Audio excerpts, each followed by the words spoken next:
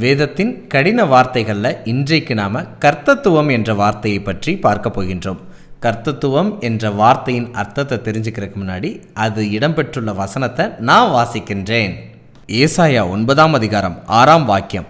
நமக்கு ஒரு பாலகன் பிறந்தார், நமக்கு ஒரு குமாரன் கொடுக்கப்பட்டார், கர்த்தத்துவம் அவர் தோளின் மேல் இருக்கும், அவர் நாமம் அதிசயமானவர், ஆலோசனை கர்த்தா, வல்லமையுள்ள தேவன், நித்திய பிதா, சமாதான பிரபு எனப்படும். இந்த வசனத்திலிருந்து கர்த்தத்துவம் என்ற வார்த்தை இடம்பெற்றுள்ளதை பார்க்க முடியுது. இதற்கு இணையான ஆங்கில வார்த்தை கவர்மெண்ட் என்றும் டொமினியன் என்றும் பயன்படுத்தப்பட்டிருக்கு. அதாவது கர்த்தத்துவம் என்பதற்கான எளிமையான தமிழ் அர்த்தம் கொண்டுள்ள வார்த்தை என்னவென்றால் ஆளுகை மற்றும் அரசாங்கம் என்று பொருள்படும். ஆம், இந்த உலகத்தில் மனிதர்கள் அரசாங்கம் செய்யக்கூடிய, ஆளுகை செய்யக்கூடியவர்களாக இருக்கிறார்கள். ஆனால் சீக்கிரத்தில் இந்த உலகத்தை பரலோகத்தின் தேவனாகிய ஆண்டவராகிய இயேசு கிறிஸ்து தன்னுடைய அரசாங்கத்தை, தன்னுடைய ஆளுகையை ஸ்தாபிக்கப் போகிறார் என்ற அர்த்தத்தை இதிலிருந்து நாம் புரிந்து கொள்ளலாம்.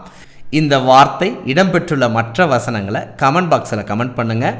இந்த வார்த்தையின் அர்த்தம் உங்களுடைய நண்பர்களுக்கும் தெரிய வேண்டும் என்று நீங்கள் விரும்பினால் பகிர்ந்து கொள்ளுங்கள். இப்படிப்பட்ட வேதாகம ஆச்சரியங்களை தெரிந்து கொள்ள எங்களுடைய சேனலை சப்ஸ்கிரைப் பண்ணுங்கள்.